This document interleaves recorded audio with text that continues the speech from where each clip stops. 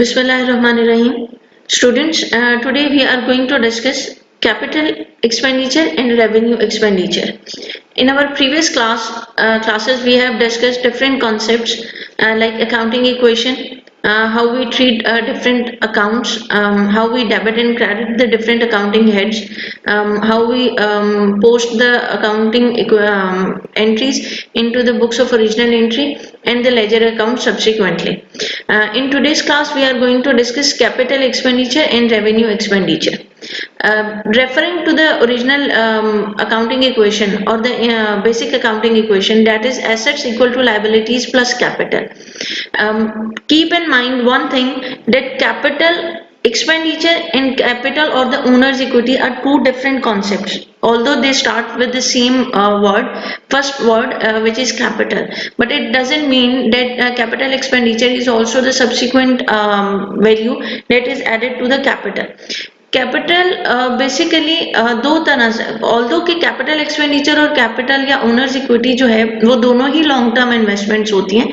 आपकी owners equity भी long term investment के लिए है, आपके कैपिटल एक्सपेंडिचर्स भी लॉन्ग टर्म इन्वेस्टमेंट के लिए.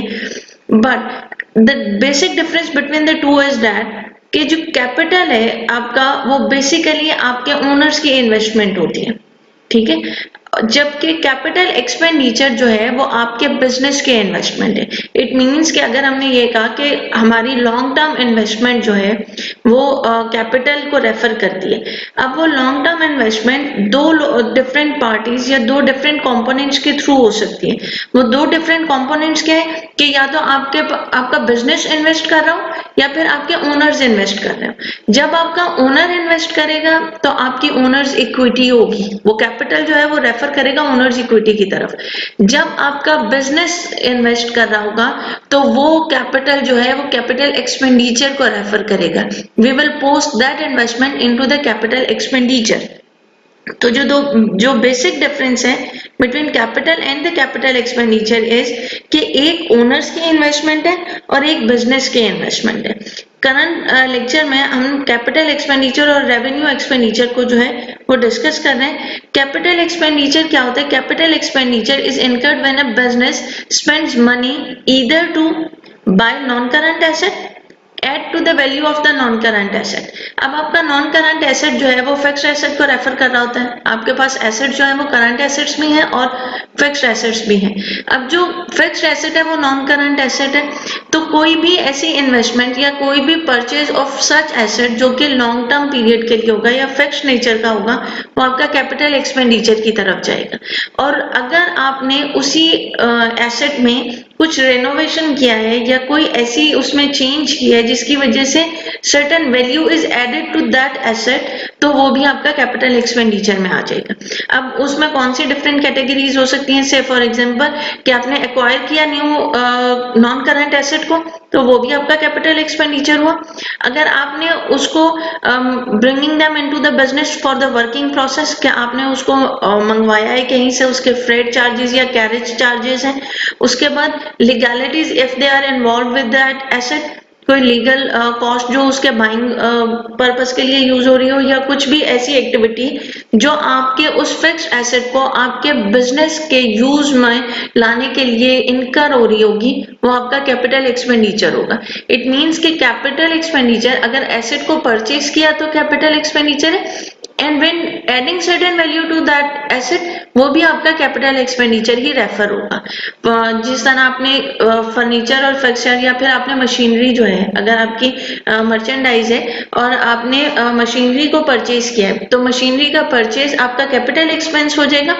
और मशीनरी की इंस्टॉलमेंट, ठीक है, इंस्टॉल मशीन होगी तो आप सब्सिक्वेंटली अपने ऑपरेशंस को कैरी कर सकेंगे, तो उसकी इंस्टॉलमेंट भी आपका कैपिटल एक्सपेंडिचर ही होगा. तो एसेट को परचेज करना और उसको सब्सिक्वेंटली अपने यूज में लाने के लिए जो भी उसमें चेंजेस आएंगे और उसमें कॉस्ट इनकर होगी वो भी कैपिटल एक्सपेंडिचर ही कंसिडर किया जाता है. अब कैपिटल एक्सपेंडिचर के ऑफ कोर्स जो भी एक्सपेंस आप कर रहे होते हैं बिजनेस के लिए, उसके सर्टेन इंपॉर्टेंस भी होती है और उसके साथ साथ उसके सर्टेन चैलेंजेस भी हो सकते हैं. Why don't we place that expense into the revenue expense instead of placing an other accounting head which is named as the capital expenditure. तो कैपिटल एक्सपेंडिचर की इंपॉर्टेंस क्या होती है कि आपके पास लॉन्ग टर्म इफेक्ट जाता है इस कैपिटल एक्सपेंडिचर का. अगर आपने मशीन को परचेज किया है और मशीन आपकी 10 मिलियन वर्थ रखती है, तो instead of placing that 10 million into the revenue expenditure, आप उसको कैपिटल एक्सपेंडिचर में प्लेस करते हैं और उसका लॉन्ग टर्म इफेक्ट अपने फाइनेंशियल स्टेटस को जो है वो रिफ्लेक्ट करवाते हैं. एक और चीज जहन में रखिएगा कि कैपिटल एक्सपेंडिचर और रेवेन्यू एक्सपेंडिचर में डिफरेंस इनकी placement into the financial statement से भी पता लगता है. आपका कैपिटल एक्सपेंडिचर जो है वो आपकी बैलेंस शीट पे इफेक्ट हो रहा होता है, आपकी फाइनेंशियल पोजीशन में इफेक्ट हो रहा होता है, क्योंकि आपका लॉन्ग टर्म एसेट है ना, और आपका लॉन्ग टर्म एसेट जो है वो आपके बैलेंस शीट में आपके एसेट्स वाली साइड पर रिफ्लेक्ट हो रहा होगा. जबकि जो रेवेन्यू एक्सपेंडिचर है वो आपके इनकम स्टेटमेंट में आपके एक्सपेंसेस के हेड के अंडर जो है वो प्लेस हो जाता है. तो इसका मतलब हुआ रेवेन्यू एक्सपेंडिचर स्ट्रेट अवे आपके प्रॉफिट एंड लॉस की जो स्टेटमेंट है उसको इफेक्ट करता है, जबकि आपका कैपिटल एक्सपेंडिचर आपकी फाइनेंशियल पोजीशन को इफेक्ट करता है. तो अगर हम लॉन्ग टर्म इफेक्ट वाले पॉइंट को कंसिडर कर रहे हो या उसको ही दोबारा से चेक करें, तो एक ऐसा एक्सपेंस जिसका इफेक्ट बिजनेस में लॉन्ग टर्म चलेगा, यानी आपने मशीनरी को परचेज किया और वो मशीनरी 10, 20, 30 साल चलने वाली है, तो 10 मिलियन को instead of placing straight away into the revenue expenditure for that current year, आप उसको उस लॉन्ग टर्म पीरियड के लिए यूज करें और उनको 10 या 20 साल जितने साल के लिए उसने यूज होना है आप अपनी फाइनेंशियल पोजीशन में रिफ्लेक्ट करें, ताकि आपके प्रॉफिट और लॉस स्टेटमेंट जो है वो एकदम से उस 10 मिलियन के एक्सपेंस की वजह से लेस ना हो जाए. मतलब अगर आप प्रॉफिट अर्न कर रहे थे 8 मिलियन का, तो जैसे ही आप 10 मिलियन का एक्सपेंस उसमें डिडक्ट करेंगे तो आप स्ट्रेट अवे 2 मिलियन लॉस पे चले जाएंगे. जबकि अगर आप उसको फाइनेंशियल पोजीशन में रिफ्लेक्ट करते हैं तो आप 8 मिलियन का जो है हैंडसम प्रॉफिट अर्न कर रहे होंगे. तो इस तरह से capital expenditure long term effect की कंसिडरेशन की वजह से भी इंपॉर्टेंस रखता है. Second is the irreversibility. ठीक है, आपके पास आपका जो लॉन्ग टर्म इफेक्ट, जब आपने कैपिटल एक्सपेंडिचर को वन टाइम प्लेस कर दिया हुआ है तो फिर वो इरिवर्सिबिलिटी के इफेक्ट को नेग्लेक्ट करना स्टार्ट कर देता है. Third is the high initial cost. आपके कैपिटल एक्सपेंडिचर की हाई इनिशियल कॉस्ट होती है, बट इट डजंट मीन कि आपने वो तमाम की तमाम कॉस्ट एक ही दफा में इनकर कर दी हुई. तो कैपिटल एक्सपेंडिचर को जब हम फाइनेंशियल पोजीशन में रिफ्लेक्ट कर रहे होते हैं तो हाई इनिशियल कॉस्ट जो है वो उसको उस तरह से मैनेज कर देती है. उसके बाद आ रहा है depreciation. Depreciation is one thing जो कि हमारे कैपिटल एक्सपेंडिचर को हमारे फाइनेंशियल पोजीशन या हमारी बैलेंस शीट में से स्लोली एंड ग्रेजुअली जो है वो मूव करना शुरू कर देता है. वो किस तरह से कर रहा होता है, अगर आपके पास करंटली 10 मिलियन या 20 मिलियन का आपने जो एसेट परचेज किया, अभी जैसे हम एग्जांपल 10 मिलियन की कैरी कर रहे थे, तो हमारा जो मशीनरी है वो 10 साल के लिए यूज होनी. अगर हम straight line method of depreciation को यूज करते हुए 1 लाख हर साल डेप्रिसिएशन एक्सपेंस के तौर पे चार्ज करते रहे, तो हमारा जो डेप्रिसिएशन एक्सपेंस होगा वो 1 लाख हमारे फाइनेंशियल स्टेटमेंट, इनकम स्टेटमेंट में से उसको माइनस करता जाएगा.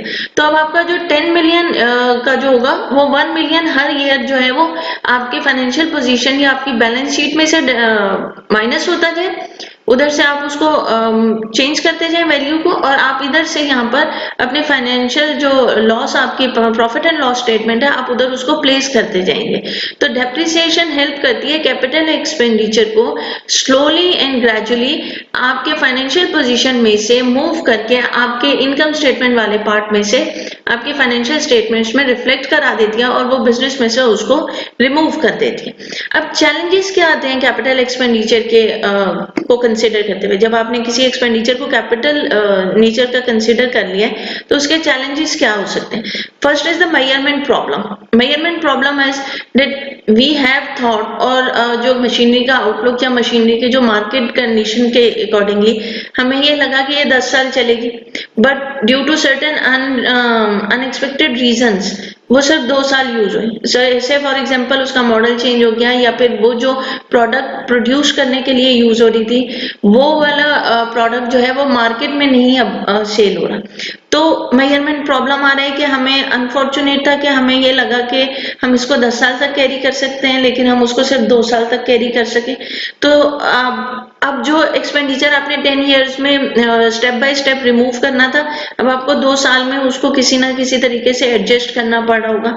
तो ये एक चैलेंज है which is refer to the capital expenditure. Second is the unpredictability.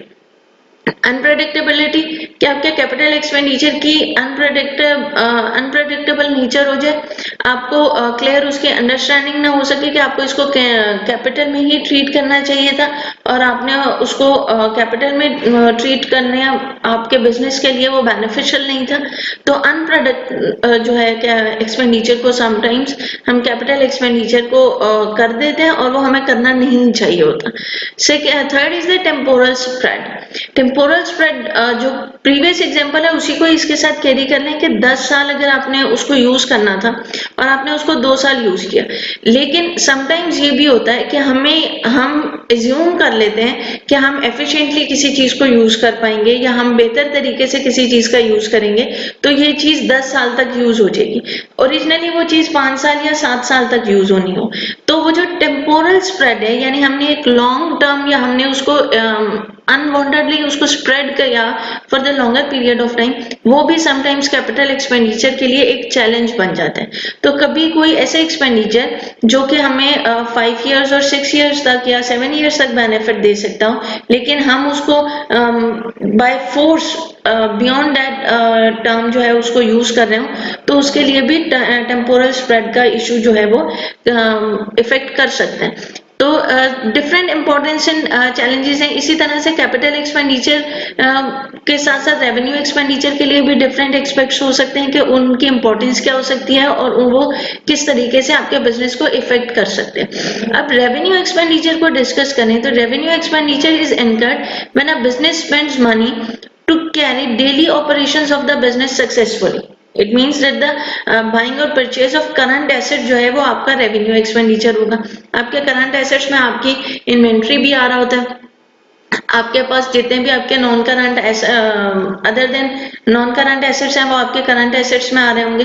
कोई भी ऐसी एक्टिविटी है जो आपके वर्क इन प्रोसेस को हेल्प कर रही हो या आपके डेली ऑपरेशंस को हेल्प कर रही हो, वो आपके रेवेन्यू एक्सपेंडिचर में ट्रीट होती है। तो अगर हम ये कहेंगे included such amount should be spending on paying for the fuel. Purchase of generator is a capital expenditure.